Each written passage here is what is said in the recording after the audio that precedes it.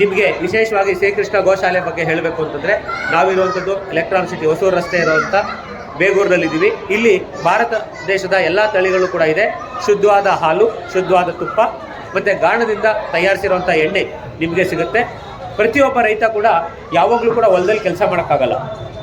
ಅವ್ರಿಗೆ ಯಾವಾಗ ಬಿಡುವಾಗಿರುತ್ತೋ ಆವಾಗ ಗಾಣದಿಂದ ತಯಾರಿಸುವಂಥ ಎಣ್ಣೆ, ಇದಕ್ಕೆ ಯಾವುದೇ ವಿದ್ಯುತ್ ಶಕ್ತಿ ಆಗಲಿ ಅಥವಾ ಯಾವುದೇ ವೈಜ್ಞಾನಿಕ ಸಲಕರಣೆಗಳು ಬೇಕಾಗಿಲ್ಲ.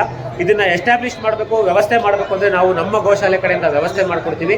ಇವತ್ತೊಂದು ದಿನ ರೈತರನ್ನ ನಾವು ಆರ್ಥಿಕವಾಗಿ ಬಲವಂತರಾಗಿ ಮಾಡಬೇಕು ಅಂತಂದರೆ ನೀವು ಅಂದರೆ ಯಾರು ಜನಸಾಮಾನ್ಯರಿದ್ದೀವಿ, ರೈತರು ಕೊಡುವಂಥ ಯಾವುದೇ ಪ್ರಾಡಕ್ಟ್ ಇರ್ಬೋದು, ಅಂದರೆ ಅದು ಹಾಲಿರ್ಬೋದು ಅಥವಾ ಕಬ್ಬಿರ್ಬೋದು, ಅದಕ್ಕೆ ನಾವು ಬೆಂಬಲ ಬೆಲೆ ಅಂತ ಸರ್ಕಾರ ಕೊಟ್ಟರೂ ಕೂಡ ನಾವು ಜನಸಾಮಾನ್ಯರು ಅವ್ರಿಗೆ ಕೊಡುವಂಥ ಗೌರವ ಏನು ಅಂತಂದರೆ ಅವ್ರನ್ನ ಆರ್ಥಿಕವಾಗಿ ಸಬಲ ಮಾಡುವಂಥದ್ದು.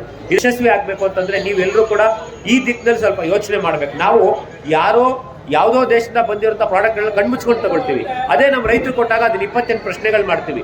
ಪ್ರಶ್ನೆ ಮಾಡೋದು ಬಿಟ್ಟು ನಂಬಿಕೆಯಿಂದ ನಮ್ಮ ರೈತರ ಮೇಲೆ ನಾವು ನಂಬಿಕೆ ಇಟ್ಟು ಅವ್ರನ್ನ ಬೆಳೆಸೋದ್ರಿಂದ ನಮ್ಮ ಲಾಲ್ ಬಹದ್ದೂರ್ ಶಾಸ್ತ್ರಿ ಹೇಳ್ತಾರೆ, ಜೈ ಜವಾನ್ ಜೈ ಕಿಸಾನ್, ದೇಶ ಕಾಯ ಯೋಧನ್ನ ಮತ್ತು ನಮ್ಗೆಲ್ಲರೂ ಕೂಡ ಅನ್ನದಾತರಾದಂಥ ರೈತರನ್ನ ನಾವು ಗೌರವಿಸಬೇಕು, ಜೊತೆಗೆ ಅವ್ರನ್ನ ಬೆಳೆಸಬೇಕು ಮತ್ತು ಅವರನ್ನು ಸಬಲರಾಗಿಟ್ಟರೆ ನಾವು ಬಲವಂತರಾಗಿರ್ತೀವಿ. ಯಾಕಂದರೆ ರೈತ ಎಲ್ಲಿ ಚೆನ್ನಾಗಿರ್ತಾರೋ, ಕಷ್ಟಪಟ್ಟು ಕೆಲಸ ಮಾಡ್ತಾನೋ, ಅವರು ಆರೋಗ್ಯಕರವಾದಂಥ ಹಾಲು, ಮೊಸರು, ತುಪ್ಪ ಎಲ್ಲ ಕೊಟ್ಟು ನಮ್ಮ ಎಲ್ಲ ನಾಗರಿಕರನ್ನ ಆರೋಗ್ಯವಂತರನ್ನು ಮಾಡ್ತಾರೆ.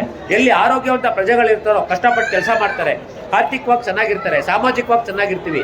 ನಾವೆಲ್ಲ ಒಂದು ಅಂತ ಹೇಳೋದ್ ಜೊತೆಗೆ ನಾವು ರೈತರು ಕೊಡುವಂಥ ಯಾವುದೇ ಪ್ರಾಡಕ್ಟ್ ಇರ್ಬೋದು ಅದನ್ನು ನಾವು ಗೌರವದಿಂದ ಜೊತೆಗೆ ನಂಬಿಕೆಯಿಂದ ತಗೊಂಡು ಅವರನ್ನ ಬೆಳೆಸೋದ್ರಿಂದ ಸಮಾಜನೂ ಚೆನ್ನಾಗಿರುತ್ತೆ, ಆರೋಗ್ಯನೂ ಚೆನ್ನಾಗಿರುತ್ತೆ, ಜೊತೆಗೆ ಸಮಾಜಕ್ಕೆ ಇದ್ರ ಎಲ್ಲರ ಹಿಂದೆ ನಮ್ಮ ಹಿತ ಕೂಡ ಇದೆ. ಯಾವಾಗ ರೈತ ಮತ್ತು ಸಮಾಜ ಚೆನ್ನಾಗಿರ್ತಾರೋ ನಾವು ಚೆನ್ನಾಗಿರ್ತೀವಿ ಅನ್ನೋ ನಂಬಿಕೆಯಿಂದ ಈ ರೈತ ಮೇಳದಲ್ಲಿ ನಿಮಗೆ ಈ ಶ್ರೀಕೃಷ್ಣ ಗೋಶಾಲೆ ವತಿಯಿಂದ ಈ ಮಾಹಿತಿಯನ್ನು ಕೊಡ್ತಾ ಇದ್ದೀವಿ. ನೀವು ಮನಸ್ಸು ಮಾಡಿದ್ರೆ ಉತ್ತಮವಾದ ಸಮಾಜವನ್ನ ನೀವು ಎಲ್ಲ ಸೇರಿ ಕಟ್ಟಬಹುದು.